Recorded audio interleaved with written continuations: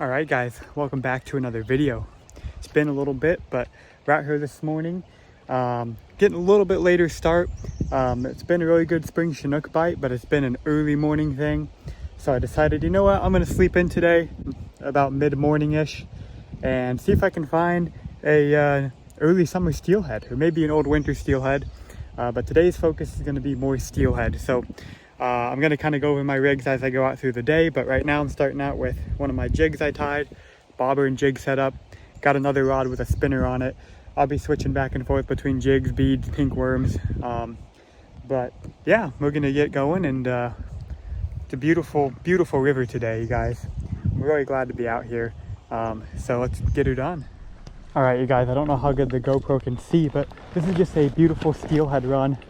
We've got nice choppy, especially summer steelhead, nice choppy riffly water through here. It's about 3-4 feet deep out here.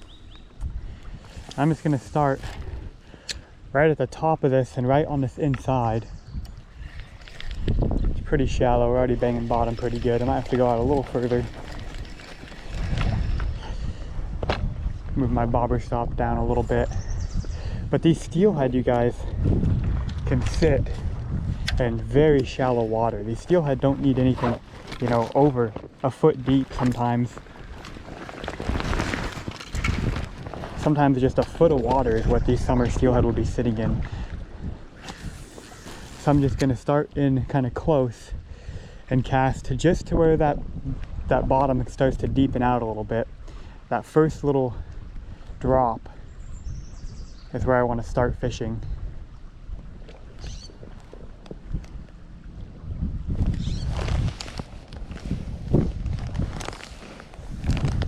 Let this bobber run down here. Ooh, that was a little bite. Something bit it right there for sure. There's a lot of little smolt and smaller fish in the river right now. Springtime, late summertime, they release a lot of the smolt in the hatchery, so fishing something like a little jig or a little bead, a lot of times you get these little fish to bite.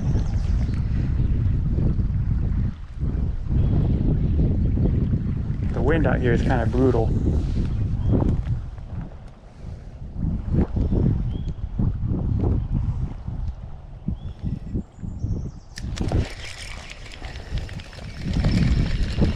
I'm going to step out here just a little bit. You know, the biggest thing with steelhead when the water gets so low and clear is stealth. You know, stealth is the key to the game. Today I've got a smaller slip bobber. I could have probably went with a fixed float if I wanted to, but a smaller slip bobber is going to do just fine today.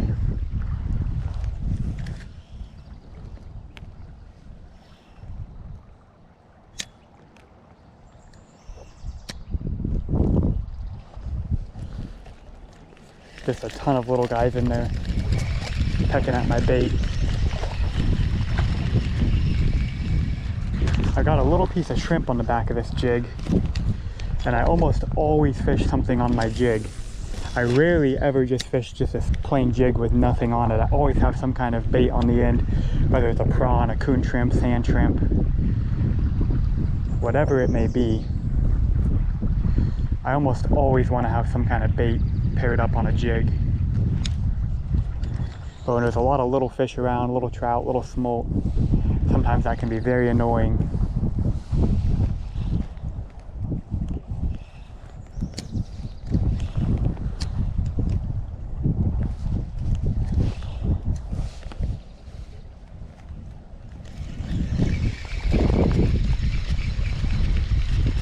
And I'm kind of doing the you know, that close middle far technique, the oh so famous, in a spot like this where it's just a riffly run. Those fish could really be anywhere in here. You know, as soon as it gets, you know, maybe around a foot deep, all the way to across the river to where it starts to shallow up again, these fish could be laying in here. And it's just, you know, all it takes is one little rock that sticks up, and those, you know, there could be 5 fish piled behind it.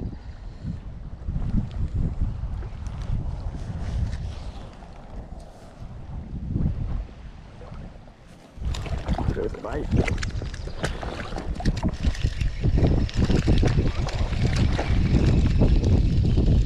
And I'm going to kind of start working my way down a little bit and really just work this run over. Cast all the way across on that one. Try to get that far seam.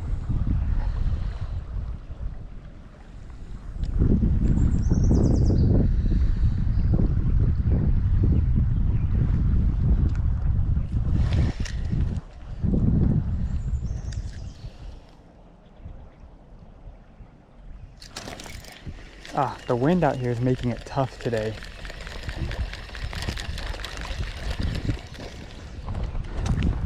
All right, you guys, I swapped out my jig. You know, a lot of times when you're steelhead fishing, it's not necessarily changing your presentation, as in changing from a jig to a worm or a jig to a bead or whatever it may be, but it's more about changing the color, right? If you're bead fishing, you know, instead of changing from a bead to a jig, try to change from, you know, a pink bead to an orange bead.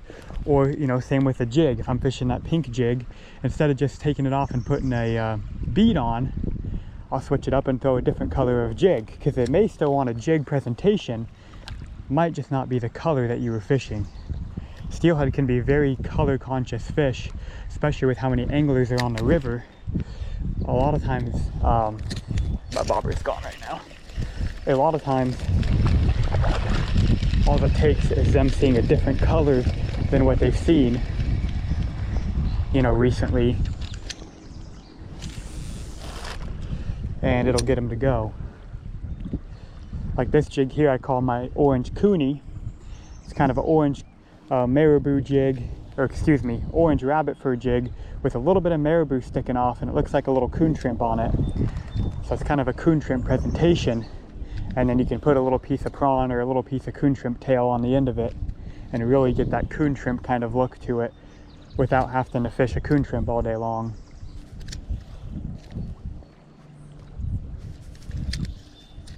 I definitely had a bobber down in there but missed it. The wind is making it really tough. Well, my bobber definitely sunk on the last cast. I just wasn't ready to get a hook in him.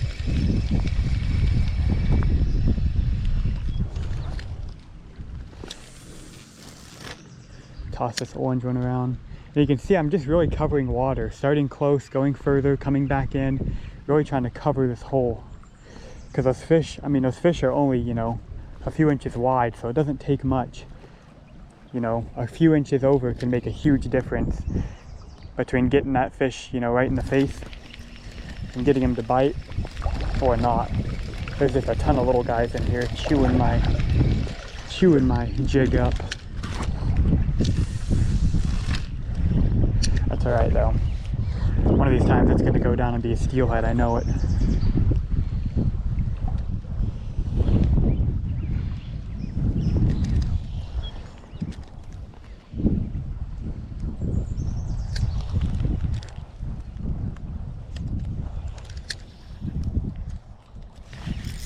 Yep. Steelhead. There he is. There's a little steelhead. Actually, it might be a sucker. It might be a sucker fish the way it's fighting. It jumped a couple times like a steelhead. Oh, it might be an old steelhead. Let's see. What do we got here? It's a sucker. Are you kidding me? Look at this thing. Big old gnarly sucker fish. Hey, at least it's a fish though. At least it's a fish.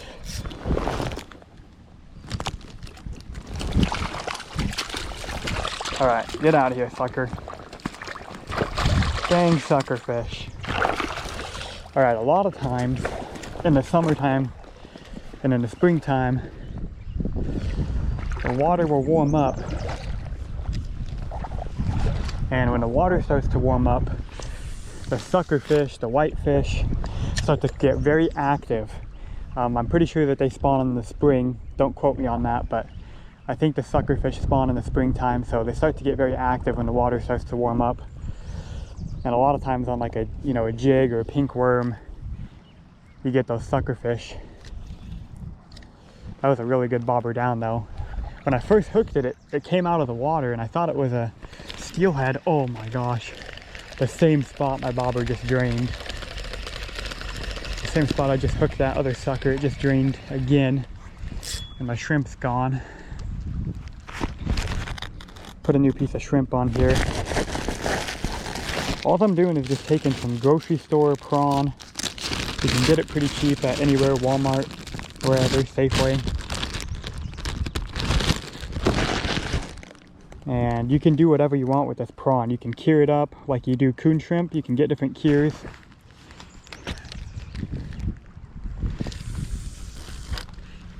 You can just run it straight up. You know, a lot of times I catch a lot of fish just on a straight raw piece of shrimp. I think it's just a very natural scent for them.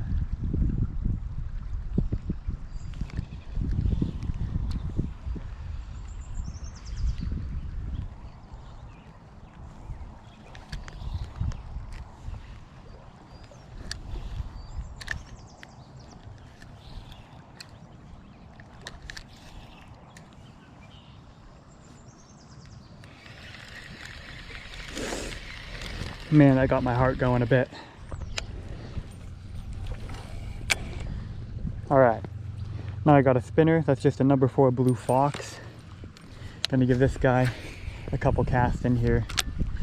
So with the spinner, I'm almost in this kind of riffly, choppy water. I'm almost like drift fishing it. I'll throw it out there, upstream a little bit, and just kind of let it swing down the current. Right, I'm just letting the spinner just kind of swing with the current, almost like you're drift fishing with like a yarn and a, you know, pencil lead, which also can be very effective for summer steelhead. Right, little beta eggs and a corky piece of pencil lead. But today we're gonna stick with the bobber and the spinner. So I'm gonna throw it upriver, and I'm just gonna have kind of a slow, steady reel, and that thing is actually ticking along the bottom. I can kind of feel that spinner just kind of tapping the bottom. You know, you're not fishing a spinner right if you're not losing them. You know, you should always lose spinners every once in a while. If you're never losing a spinner or getting it hung up every once in a while, you're probably not fishing it right.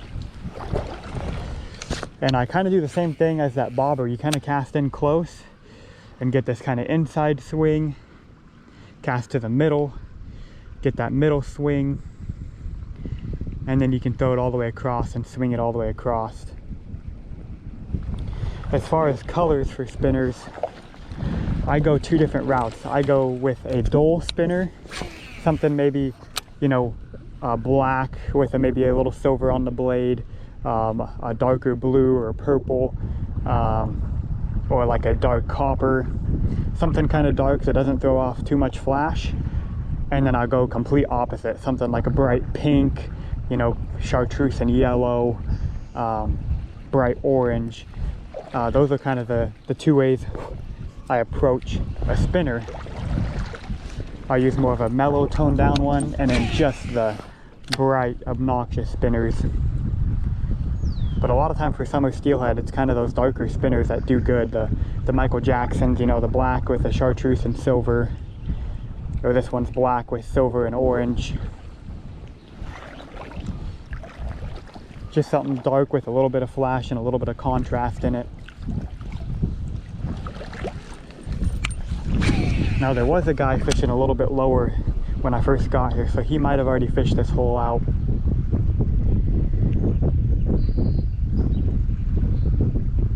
Besides that sucker fish and a few smaller fish tapping, doesn't seem to be anything big in this hole.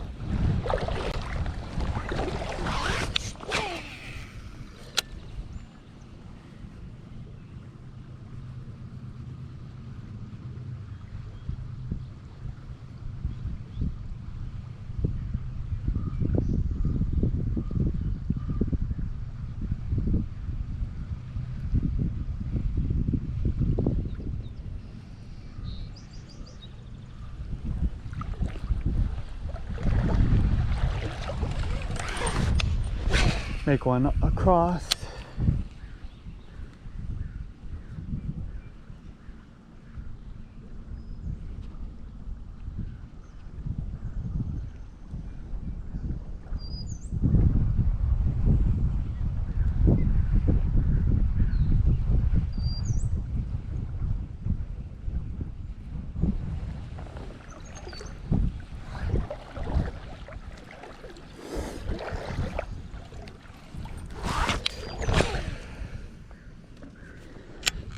Get one way over there. Ooh, that felt good. I don't know if that was a rock or a fish, but that was solid.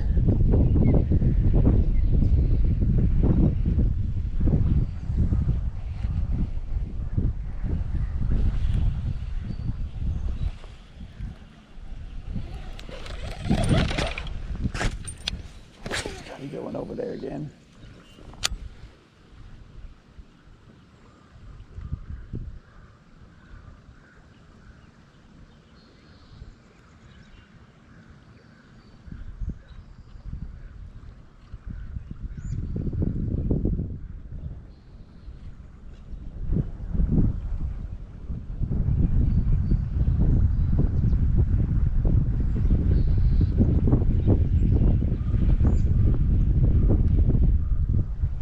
Alright. Probably gonna take 2 more. And then we're gonna call it.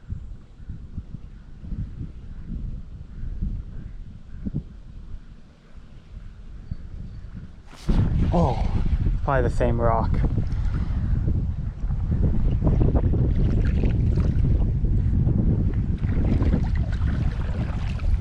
Most of the time, when a steelhead slams a spinner, I mean, sometimes it just rips your, arm off if they just come out and slam it. But sometimes it's just a really light grab. You're just swinging it across, and your rod will just kind of load up. Like this is a 9-foot 8-17 Guide Select Pro. I've caught a lot of spinnerfish on this rod. It's a really good spinner rod. And a lot of times it's just like, it'll just kind of slowly load up. You're just swinging that spinner, that fish just kind of comes over and grabs it, and the rod will just and then you got a fish on. So sometimes it can be hard to tell the difference between hitting a rock and a fish grabbing it. Can feel a lot like the same thing. Alright, well, I hope you guys enjoyed that video. I haven't posted in a bit, and I've been really back and forth on whether I'm going to keep doing YouTube, stop doing YouTube, because I was posting pretty consistently like last summer. This winter I was posting pretty consistently on a good steelhead bite. And then I kind of just got like, I'm giving up all these secrets, giving up all these spots, and it's not really doing anything because I'm not, getting big on YouTube. So why should I do it? But I've had enough of you guys actually recently reach out and tell me, hey, keep doing the videos, love the videos. So I'm going to still upload videos, but just probably not very consistently, which I haven't been lately anyway, like I said. But I kind of go in and out of phases. So I'm going to still continue to upload though. And more videos like this where I just kind of fish, kind of talk, might catch, steelhead or salmon, might catch suckerfish, might catch bass, who knows what I'm going to do. But I'll do videos like this where it's more me kind of on the river showing how I'm fishing and more tutorial kind of stuff. So stay tuned if you guys want to see that. Thanks for the support to a lot of you guys that have been supporting me and watching all the videos. Really appreciate it, and I'll see you guys later.